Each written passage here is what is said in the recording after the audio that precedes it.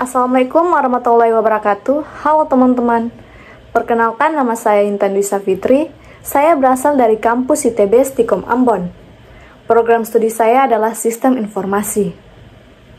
Pada kesempatan kali ini, saya akan menjelaskan ke teman-teman mengenai satu buah hardware dan software. Nah, hardware yang akan saya jelaskan ke teman-teman yaitu switch. Teman-teman, switch adalah sebuah perangkat keras yang digunakan untuk menghubungkan beberapa perangkat jaringan dan memungkinkan mereka untuk saling berkomunikasi. Switch juga bertindak sebagai pengatur lalu lintas jaringan, memastikan bahwa data dikirimkan ke perangkat yang tepat dengan efisien. Kemudian, struktur switch terdiri dari beberapa bagian penting. Yang pertama ada CPU. Nah, teman-teman, CPU ini dia merupakan unit pengolah pusat yang bertanggung jawab untuk menjalankan perintah dan mengelola operasi switch. Kemudian struktur yang kedua yaitu memori. Switch memiliki beberapa jenis memori, termasuk RAM dan ROM. Memori ini digunakan untuk menyimpan tabel alamat MAC dan konfigurasi switch. Struktur yang ketiga yaitu antarmuka atau interface. Switch dia memiliki beberapa port yang digunakan untuk menghubungkan perangkat jaringan lain, seperti komputer, printer, dan juga server. Struktur yang keempat yaitu ASIC. Switch juga dikenal dengan ASIC atau Application Specific Integrated Circuit, yang memungkinkan switch untuk memproses lalu lintas jaringan dengan kecepatan tinggi dan juga efisien. Struktur yang kelima yaitu tabel alamat MAC. Nah, teman-teman, tabel ini dia berisi alamat MAC perangkat yang terhubung ke switch. Ketika switch menerima paket data, ia menggunakan tabel ini untuk menentukan port mana yang harus digunakan untuk mengirimkan paket ke perangkat tujuan. Struktur yang keenam yaitu konfigurasi switch. Switch ini dia memiliki sejumlah opsi konfigurasi yang dapat diatur oleh administrator jaringan. Beberapa pengaturan yang dapat dikonfigurasi termasuk kecepatan port, VLAN, dan quality of service. Kemudian struktur yang ketujuh atau yang terakhir, yaitu ada power supply. Switch, dia membutuhkan sumber daya listrik untuk beroperasi dan biasanya dia dilengkapi dengan power supply internal atau eksternal yang menyediakan listrik ke perangkat. Teman-teman, perlu diingat, semua struktur tersebut dia bekerja sama untuk memastikan bahwa data dikirimkan dengan efisien dan aman melalui jaringan.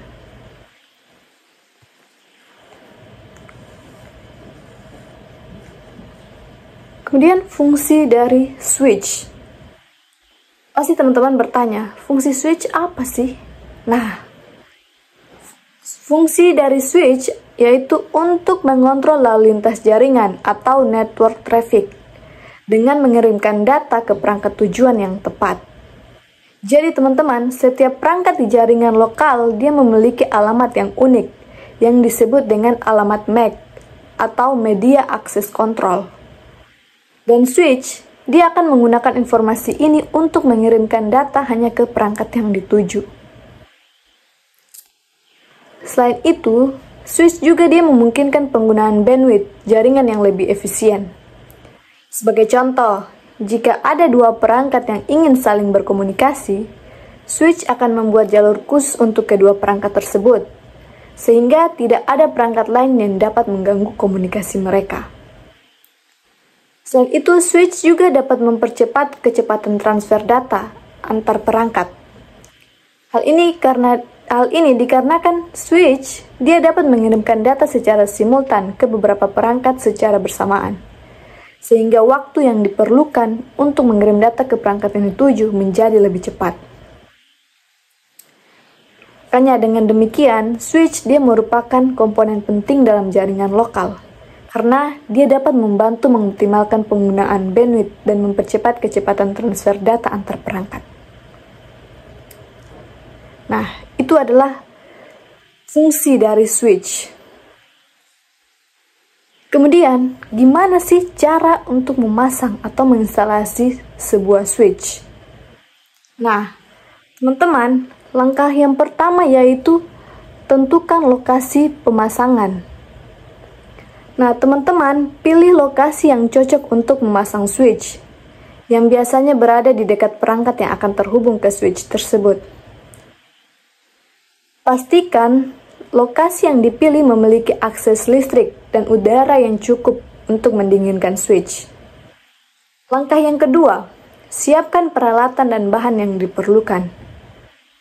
Nah, pastikan bahwa teman-teman memiliki semua peralatan dan bahan yang diperlukan, seperti kabel jaringan, kabel power, baut dan mur, serta obeng dan tang.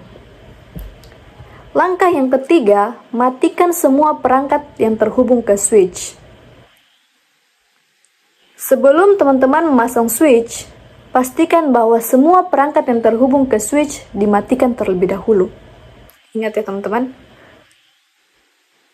Langkah yang keempat, pasang switch pada rak atau dinding. Nah, jika teman-teman akan memasang switch pada rak, letakkan switch pada rak yang sesuai dengan ukuran switch-nya teman-teman. Begitupun jika switch akan dipasang pada dinding, gunakan baut dan mur untuk memasang switch pada dinding. Langkah yang kelima yaitu sambungkan kabel power. Nah, teman-teman, sambungkan kabel power ke switch dan colokkan ke sumber listrik yang tepat. Langkah yang keenam, sambungkan kabel jaringan. Gunakan kabel jaringan untuk menghubungkan perangkat ke port switch yang sesuai. Pastikan bahwa kabel jaringan terpasang dengan benar pada kedua ujungnya ya teman-teman. Dan langkah yang ketujuh, yaitu nyalakan switch. Setelah semua terpasang dengan benar, nyalakan switch dan pastikan bahwa semua lampu indikator dia menyala. Langkah yang kedelapan atau yang terakhir, yaitu konfigurasi switch. Teman-teman, setelah switch dinyalakan, teman-teman mungkin perlu mengkonfigurasi pengaturan jaringan pada switch, seperti VLAN, IP address, dan lain-lain. Nah, teman-teman, itulah cara untuk memasang atau menginstalasi switch. Namun, perlu diingat bahwa setiap switch dia memiliki cara instalasi yang berbeda-beda. Jadi, pastikan untuk membaca petunjuk instalasi yang disertakan dengan switch-nya teman-teman sebelum memulai proses pemasangan. Nah, teman-teman, software yang akan saya jelaskan yaitu VLAN configuration, seperti yang teman-teman lihat pengertiannya. Nah, VLAN ini atau biasa disebut Virtual Local Area Network Configuration. Ini adalah pengaturan yang digunakan untuk mengelola dan mengorganisir jaringan yang lebih besar menjadi beberapa jaringan kecil secara logis. Konfigurasi VLAN ini dia dilakukan melalui perangkat lunak, dan dia memiliki kemampuan untuk membagi sebuah jaringan fisik menjadi beberapa jaringan virtual. Nah, teman-teman, struktur VLAN configuration ini dia meliputi beberapa hal. Yang pertama yaitu VLAN membership. Jadi, struktur ini dia menentukan setiap port yang terhubung ke switch dan diatur untuk menjadi anggota dari suatu VLAN tertentu. Kemudian struktur yang kedua yaitu VLAN creation. Nah, struktur ini dia memungkinkan administrator jaringan untuk membuat VLAN baru yang dapat disesuaikan sesuai kebutuhan.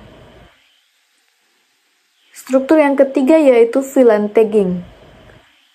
Nah, struktur ini dia menetapkan sebuah tag pada setiap frame data ya teman-teman, yang melalui jaringan agar dia dapat diidentifikasi sebagai bagian dari VLAN tertentu. Struktur yang keempat, VLAN trunking. Struktur ini dia memungkinkan switch untuk mengirimkan lalu lintas dari beberapa VLAN melalui satu koneksi fisik, misalnya antara switch dan router. Struktur yang kelima atau yang terakhir, yaitu VLAN routing. Nah, teman-teman, struktur ini dia menyediakan kemampuan untuk merutekan lalu lintas antara VLAN, memungkinkan komunikasi antara VLAN yang berbeda. Jadi, dalam struktur VLAN configuration ini, administrator jaringan dia dapat dengan mudah mengkonfigurasi dan mengelola VLAN, mengelola anggota VLAN, serta menentukan bagaimana lalu lintas jaringan harus diatur dan dikelola. Nah, hal ini dia sangat penting dalam mengoptimalkan performa jaringan, meningkatkan keamanan, dan juga mengelola sumber daya jaringan dengan efektif, teman-teman. Baik, jadi pasti teman-teman bertanya-tanya, fungsi VLAN configuration ini apa sih? Nah teman-teman, fungsi dari VLAN configuration ini antara lain yang pertama yaitu memisahkan lalu lintas data. Dengan memisahkan jaringan dalam beberapa VLAN, administrator jaringan dia dapat mengatur traffic data secara lebih efisien dan juga membatasi akses antara VLAN. Antar VLAN maksudnya teman-teman. Fungsi yang kedua yaitu mengoptimalkan kinerja jaringan. Nah teman-teman, dengan memisahkan VLAN, administrator jaringan dapat mengurangi jumlah lalu lintas data yang harus diproses oleh perangkat jaringan tertentu, sehingga dia dapat meningkatkan kinerja jaringan secara keseluruhan. Fungsi yang ketiga yaitu meningkatkan keamanan jaringan. Nah, teman-teman, dengan memisahkan jaringan dalam beberapa VLAN, administrator jaringan dapat membatasi akses antara VLAN, sehingga dia dapat meningkatkan keamanan jaringan dan mengurangi risiko penyebaran virus dan malware. Fungsi yang keempat, yaitu meningkatkan fleksibilitas. Dengan memisahkan jaringan dalam beberapa VLAN, administrator jaringan dapat mengkonfigurasi jaringan sesuai dengan kebutuhan organisasi dan mengubah konfigurasi jaringan secara mudah dan tepat. Fungsi yang kelima atau yang terakhir yaitu mengurangi biaya. Dengan memisahkan VLAN teman-teman, administrator jaringan ini dia dapat mengurangi biaya operasional dan administrator jaringan dengan mengatur penggunaan sumber daya jaringan secara lebih efisien. Baik, teman-teman pasti bertanya-tanya, cara memasang atau menginstal VLAN configuration ini gimana sih caranya? Nah, teman-teman, jadi ada beberapa langkah untuk melakukan pemasangan atau instalasi VLAN configuration. Yang Pertama-tama, teman-teman pastikan bahwa komputer yang akan digunakan sudah terhubung dengan jaringan yang akan diatur konfigurasinya dengan menggunakan VLAN configuration. Langkah yang kedua, yaitu download VLAN configuration dari situs web resmi atau sumber terpercaya lainnya. Pastikan bahwa file instalasi yang diunduh sesuai dengan sistem operasi yang digunakan pada komputernya teman-teman. Langkah yang ketiga, setelah proses unduhan selesai, buka file instalasi dan mengklik 2 kali pada ikon file instalasi. Langkah yang keempat, ikuti instruksi yang muncul pada layar untuk menyelesaikan proses instalasi. Teman-teman, perlu diingat, pastikan untuk membaca setiap instruksi dengan cermat sebelum menyetujui dan melanjutkan proses instalasi. Langkah yang kelima, yaitu setelah proses instalasi selesai, buka program VLAN configuration dari menu program atau dengan mengklik ikon yang muncul pada desktop di komputernya teman-teman. Langkah yang keenam, konfigurasikan jaringan VLAN sesuai dengan kebutuhan teman-teman menggunakan program ini. Jadi pastikan untuk menyimpan setiap perubahan yang teman-teman lakukan. Langkah yang ketujuh atau yang terakhir yaitu selesai. Nah, software VLAN configuration sekarang siap digunakan untuk mengatur konfigurasi jaringan VLAN. Namun, teman-teman perlu diingat bahwa proses instalasi VLAN configuration dia dapat berbeda tergantung pada software yang digunakan. Nah, teman-teman pastikan untuk membaca dokumentasi pengguna atau panduan pengguna yang disediakan oleh penyedia perangkat lunak untuk memastikan teman-teman mengikuti langkah-langkah yang benar. Selain itu, pastikan teman-teman memahami konfigurasi VLAN dan tahu bagaimana mengelola jaringan teman-teman sebelum mengaktifkan fitur VLAN configuration untuk menghindari masalah pada jaringan teman-teman.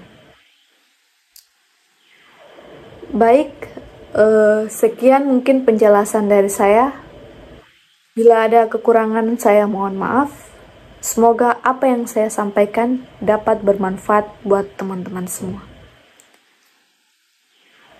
Sekian dari saya, terima kasih. Wassalamualaikum warahmatullahi wabarakatuh.